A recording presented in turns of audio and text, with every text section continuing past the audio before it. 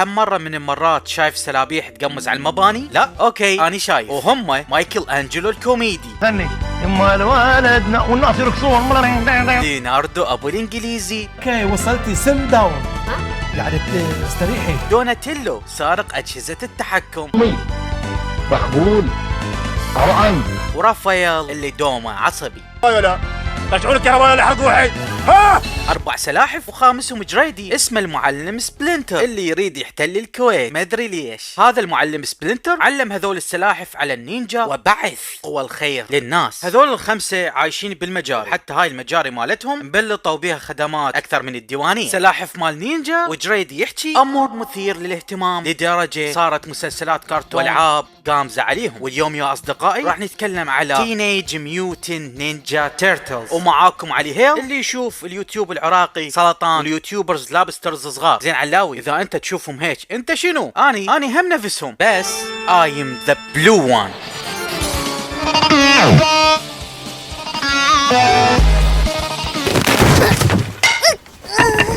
هاي اللعبة نزلت ب 2003 وهي السقوط بباكج، بس ما قدرت العبها بفترة نزولها لان كنت شبه زعطوط. لعبتها بعد مرور 4 سنوات او 5 من نزولها، بهذاك الوقت صرت زعطوط كامل. وقرص اللعبة اجاني هدية، هاي المرة مو سرقة نفس باقي الاقراص. اللعبة كانت مستخلصة من مسلسل الكرتون، وكنت احب المسلسل، مو على مود السلاحف لا، ولا على مود الجريدي لا، ولا على مود عدوهم الشرير. كنت اشوف المسلسل على مود ابريل كراش القديم، الشخصية الوحيدة اللي تستاهل تحط على الاوتفيت مالتها درجة. تدرون مرات كنت اتمنى اصير من السلاحف، مرات كنت اتمنى اصير جريدي، ومرات كنت اتمنى اصير اوقف مو لهالدرجه ليز نو. دعكم منها يا اصدقائي ونجي للعبه. طبعا اول ما تشغل اللعبه تقدر تختار واحد من هذول الاربع الزناج تلعب بيه لنهايه اللعبه، وحتى تقدر تلعب انت وصاحبك. انا صديقي كان القرين.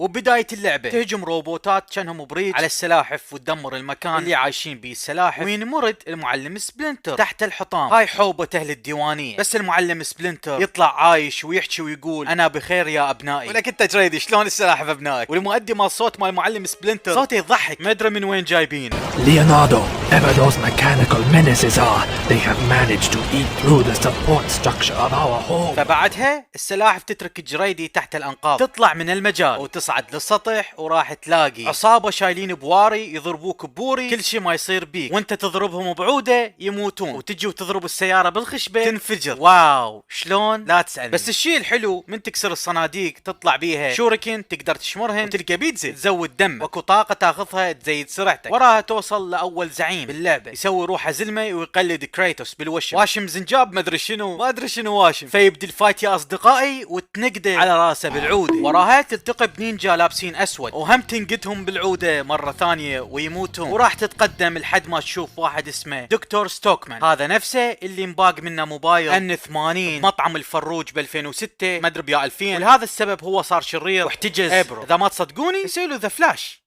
جوال الام 80 سارقه فيها شيء يا جماعة الخير، جوال الام 80 انا سارقه من مطعم. بعدها يطلع روبوت عملاق يدفل صواريخ ويفر بيده، تنقد على راسه ويتدمر وتنقذ الكراش ابريل. ترجع للمقر مال السلاحف الجديد، وتلقى قدامك المعلم سبلنتر وقاعد يقول، هو ما قاعد يقول اي شيء، هو ساكت، بس طلعت لك كتابه على اساس هذا الحكي مال المعلم سبلنتر، ومطلعي لك بس كتابه لان خطيه المؤدي مال الصوت انطرد لان صوته ما ينطلع بيه. تبا لهاي اللعبه، وبعدها تطلع للسطح، وهاي المره يا اصدقائي راح تواجه روبوت، بس هذا الروبوت شوي مختلف تصرفاته مال واحد طفل، وهذا المنتهي اللي قدام كان قاعد يسيطر عليه. فاحنا بهاي الاثناء نجيب العصا وننقده على راسه نفس كل مره ونسيطر على الوضع. This way, shrimp! Quick! We're out of here! ونفس ما تشوفون يا اصدقائي، هذا المزورقينه قدامكم اسمه كيسي، له دور كبير باللعبه وبالقصه يا اصدقائي، بس اني ما احبه، فلذلك راح اشيله من هذا المقطع مال الفيديو، لان تدرون اني ابو الفيديو فكيفي يعني. Casey! Oh no!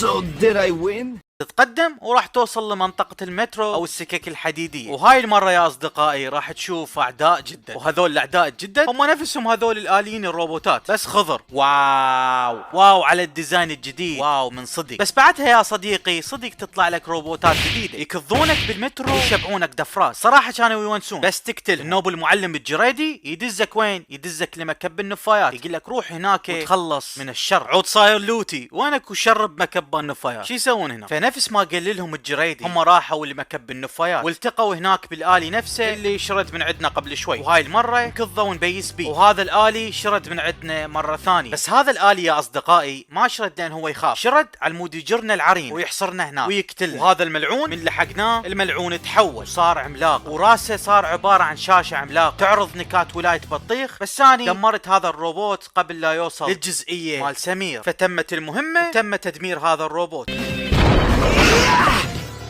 بعدها يطلع كاتسين للعدو الرئيسي للسلاحف واللي هو شريدر ابن حي الرحمة، بس هو ما عنده رحمة. فيطلع شريدر ويقول هذول يا هم الزبايل اللي خربوا شغل الا شكهم شك. فبعدها تروح الكاميرا على السلاحف ويكتشفون انه الناس كشفت هويتهم. شلون كشفت هويتهم؟ هذا المطي دكتور ستوكمان صنع آلي يشبههم، عبارة عن سلحفات كبيرة آلية. فانطلقوا السلاحف بالمهمة على المود يصلحون الوضع ويروحون لمكان اتباع شريدر ويلتقون بتابع شريدر ابو الشعر الاصفر اللي كان الحافوز ليق. فالسلاحف ضايجة ورافائيل قاب يريد بس يعارك.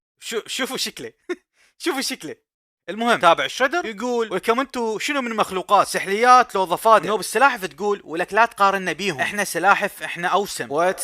والنوب رد عليهم قال لهم كلكم خضر كان كم عنتي للمحل، انتو سحليه ما سحليه ضفادع ما ضفادع، راح اشكم شك ايش حدكم تندقون بالمعلم شريدر. وقام يفشر عليهم ويغلط عليهم وحتى دزلهم هذا الروبوت اللي يشبههم على مود يقتل. ويبدي الفايت ويبيس بيك الروبوت بالسيوف الكهرباء اللي عنده ويسدحك على القاع وتموت مع الاسف. بس شنو الحلو بالموضوع يا اصدقائي؟ اللعبه ما بيها موت، بس تموت ترجع من نفس النقطه. واو على الصعوبه. فتنتقل المعركه بالجو والنوب تشق الروبوت شق وتنقد على راسه بالعصا. ويبدي الكاتسين وهذول السلاحف اللواته خلوا الروبوت اللي يشبههم قدام الاعلام والصحافه على مود يعتقدون الاعلام انه السلاحف مجرد روبوتات ومو حقيقيين. شفتوا يا ولد؟ طلعوا الواته هذول الزبايل. فبعدها يا اصدقائي العدو الرئيسي مالتهم شريدر يخطط على المود يبوك سيف من المتحف، وهذا السيف اسمه بليد اوف كايوس. اوقف دقيقه اوقف جماعه جود اوف وور، لا احد يضوج راح نسميه سيف السماء. فالملعون شريدر يدز جماعته ويدز تابعه ابو الشعر الاصفر العملاق الحافظ لي على المود يبوق السيف. بس السلاحف هم الواته ويلحقونه للمتحف. من يلحقونه للمتحف راح يبدي اشتباك بسيط ونوب يبدي حوار بيناتهم. وهذا ابو الشعر الاصفر الحافظ لي يقول لهم اهو هم انتم ايش عندكم هنا، ويقوم يسبهم. حتى العرض مال السلاحف ما سلم من لسان، وهذول السلاحف منا ضاجوا لان هذا سب عرض. فيبدي الفايت وتبدي هاي المرحله، وهاي المرحله شوي صعبه. يقوم يطلع لك نينجا يختفون، درونات تطير وتذب عليك ليزر، بس ما يصعب شيء على السلاحف وتدمرهم تدمير. Little boy, he didn't invite me to his birthday party. بس بعدها يبدي القتال الفعلي يا اصدقائي. يطلع لك 4 محاربين اقوياء، واحد اسمه عاهد العراقي لونه جوزي ويتحكم بالصخر، بس تندق بيه يشقك شق ويذب عليك حجار تورمك، بس مع ذلك تعبره وتشقه. ويطلع لك المحارب الثاني اللي اسمه شلش، وهذا يتحكم بالماء ولونه ازرق ويضربك من جوا 100 ضربه يقلد سيف النار، ويكضك ويجرك بالمي، ما ادري يجرك بزيج، ما ادري شنو يسوي لك، بس راح تتعب من تعاركه. يذب عليك فقاعات مائيه، بس مع ذلك تقتله وتعبره. وتوصل للمحارب الثالث اللي اسمه العتاق، هذا شوي خشن ولونه نيلي يتحكم بالحديد يقلد ماغنيتو، يذب عليك طوبات سوداء بس ما يدوم حكمه، تنقد على راسه بالعصا ويموت يا اصدقائي. ينتقل للمحارب الرابع الضايج اللي اسمه ابو نعال لونه احمر مشتعل نار يريد يقببني، وحتى حرقني وحرق مؤخره دوناتيلو، حرقني حرق واني من ناقاب يذب علي نار، بس ما تدوم ناره وحمتها بالعصا بنقده على راسه. بس عبالكم انتهى الامر؟ لا يا اصدقائي، لان اكو محارب خامس من اتباع شريدر طام روحه، وهذا المحارب اللي يمتلك كل انواع الاسلحه والمعدات الثقيله والدروع، وكان اسمه القناع الاخضر. ببدايه الفايت يقوم يذب عليك صواريخ ويحرقك بناره، ومن تريد الضربه ما تقدر لان حاد درع، بس مع ذلك حاله حال البقيه، تضربه بعصا وتفلش درعه وتنومه بمكانه وتحط كرامته بشيش. بس مع الاسف تفشل السلاحف في الحصول على السيف. ومع كل هذا القتال يا اصدقائي سيف اولمبوس انباق الحافوز ليق خماطه، ويبوق الحافوز ليق ابو الشعر الاصفر ويفلت بجلده، وترجع السلاحف للمقر مالتهم بالمجاري ويبكون بحضن الجريدي سبلنتر وينطيهم دفعه معنويه ويقول لهم لا يا ولدي شنو السالفه، هو سيف ما تقولوا لي تتدربون وتصيرون اقوى وتحصلون غيره. فيبدي تدريب السلاحف، ورافائيل يضرب مايكل انجلو على خشمه بفلشة فلش ويضربه بالحائط ويفلش الحائط. بس شنو يطلع يا ولد؟ يطلع ورا هذا الحائط كهف سري، وهذا الكهف يؤدي الى مخلوقات غريبة.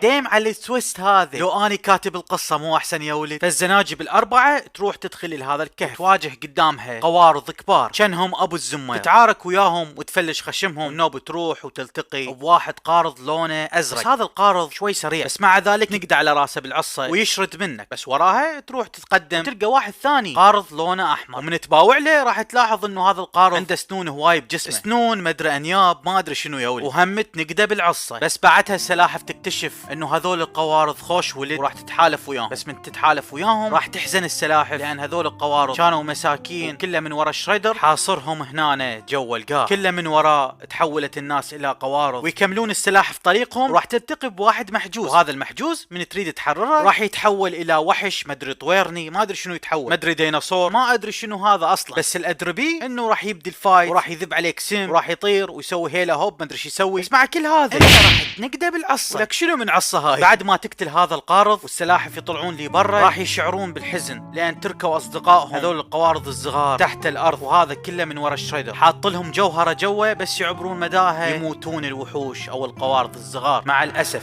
وانه بيرجعون السلاحف للمقر مالتهم وضايجين وكلش مكتئبين. اول ما شافهم المعلم سبلنتر الجريدي قال لهم ايش بيكم يا ابنائي ليش ضايجين؟ قالوا له انت ما شفت شريدر سوى انشب المعلم سبلنتر، واحنا هسه لازم نقضي على شريدر. وابرل منا تقول لهم يابا هدوا الوضع، شربوا جلاس شاي على من هالضوج. ليوناردو يقول لها نشبي ليش ما تشوفين هذا شريدر اللي ما عنده شرف سوى بهذول الوحوش شلون عذبهم تحت الارض؟ بعد كل هذا الانفعال وضوجة السلاحف واخيرا تقرر انه تهجم على قصر شريدر، وتروح السلاحف لقصر شريدر وراح تلتقي بالمحاربين الاربعه من جديد. يطلع لك اللي يختفون، ويطلع لك المحاربين، يطلع لك الدرونات، ويطلع لك الروبوتات الصغار، يطلع لك حتى فلوبه بقصر شريدر، لان شريدر درب السلاحف جاي فدزلهم هذا الكم الهائل من الجنود. المهم تدخل لمختبر القصر راح تلقى مفاعل ذري ما ادري نووي ما ادري شنو، ومن تدخل لهذا المختبر راح تلقى قدامك دكتور ستوكمان. بس هاي المره دكتور ستوكمان صار روبوت عملاق، وهذا الروبوت ما ادري ايش قاعد يسوي من تعاركه.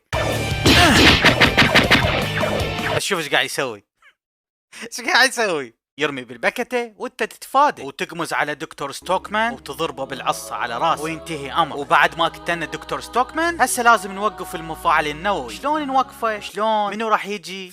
اللي راح تجي ابرل وتوقف جزء من هذا المفاعل، والنوب انت راح تكمل الباقي. ومن توقفه يا اصدقائي راح تبدا السوالف. وهذا ما ادري ليش يتحرش بابرل. هسه عرفتوا ليش خليته برا القصه والفيديو؟ I hate to interrupt you two lovebirds, but we've got to be going. So you two enjoy yourselves. Be careful. المهم يا أصدقائي راح يطلع النينجا الرفش أحد أتباع شريدر. أنا أسميه النينجا الاستثنائي لأن كان سريع كلش، كان يستنسخ روحه، يتنقل بسرعة. ديناميكية هذا المحارب تابع شريدر يا ولد مختلفة عن كل اللي باللعبة. تحسه جاي من لعبة متطورة شوي سريع، شوي يسوي سوالف لوتي ملعب، يسوي ميمز وما حد يضحك عليها. يعني هذا الولد مميز جدا. بس مع ذلك نقد على راسه بالعصا. For stickball, I have the stick. You be the ball.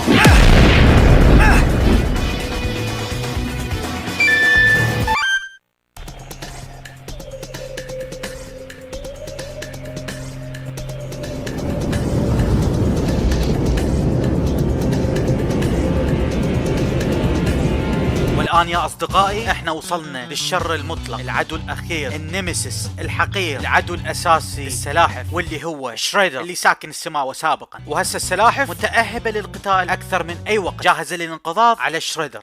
Fine. We're just freaks after all. Here's where we go our separate ways. But you, this place, ever. We're not the turtles you remember, and we came here this time to defeat you. See what you think of our turtle power now.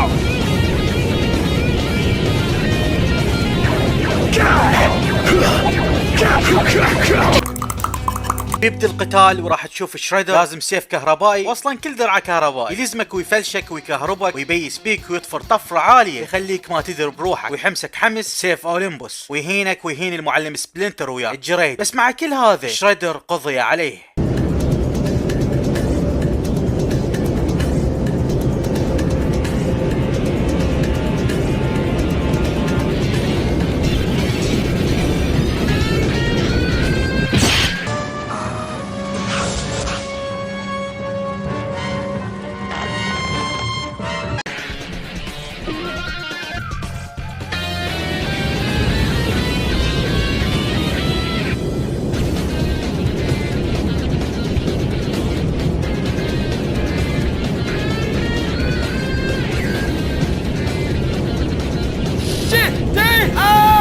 تكون نهاية شريدر وتنتهي اللعبة. على هذاك الوقت كانت ممتعة جدا، وخصوصا اذا تلعبها مع صديقك. ديناميكية اللعبة بداية المراحل ممتعة، بس مع الاستمرار تمل اكيد. ماكو تنوع، تحس قاعد تسوي نفس الشيء لمدة 3 ساعات. بس من توصل للمحاربين الاربعة شوي قتالهم ممتع، والنينجا الرفش هم قتاله ممتع. اللعبة على هذاك الوقت ينطلع بيها، بس المسلسل الكرتون بالنسبة لي احلى، وحتى باشياء تخليك تتفاجئ. مثلا شوف مايكل انجلو. حسنا إذن هل أحتفظ بها؟ تحتفظ بيها؟ شنو بزونو لك تحتفظ بيها؟ وشوف السوالف رافائيل مع الامهات. من الذي أعطاك إياه؟ إنها أمك. المهم يا ولد، اذا عجبكم هذا الفيديو شاركوه مع اصدقائكم، وخليكم جاهزين فيديوهات اجمل بالطريقه. ما راح البسكم، او يمكن البسكم، ويا ريت اليوتيوب العراقي يتطور اكثر واكثر. اسمونا في تحديثات الويندوز، كل ما يتطور يصير اخرى. دعكم من اليوتيوب، ونرجع ونقول انه المسلسل كان حلو. ابرل، دكتور ستوكمان، حافظ ليق، شريدر، والسلاحف الاربعه شخصيات جميله جدا. كل واحد منهم يستاهل يدخل الشماعيه، اغلبهم زبال. بس تدرون يا ولد، انا عندي مشكله مع السلاحف، بس مو بهاي اللعبه. زين يا علاو، بيا لعبه بلعبه كول اوف ديوتي وورزون. قابلت المعلم سبلنتر بلعبه كود يا ولد. كنت اخطط لاجل تدمير الجريدي، لزمته وقتلته مره.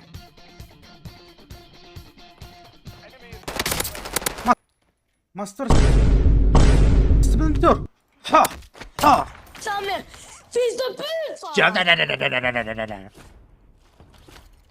والمرة الثانية دخلنا عليه 3 وقتلناه.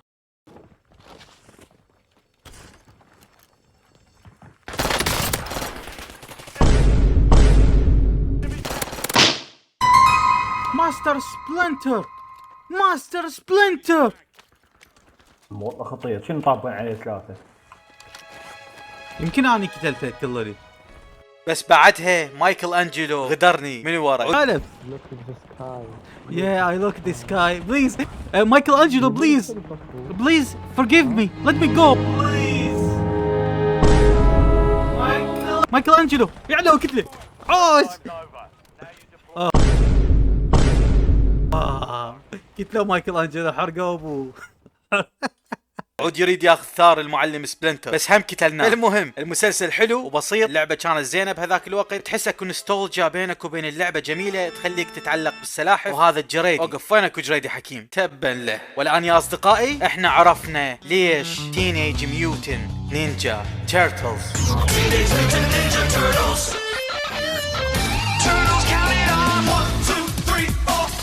Mutant chain reaction, living underground. Ninjutsu action, it's a shell of a town. Turtles count it off.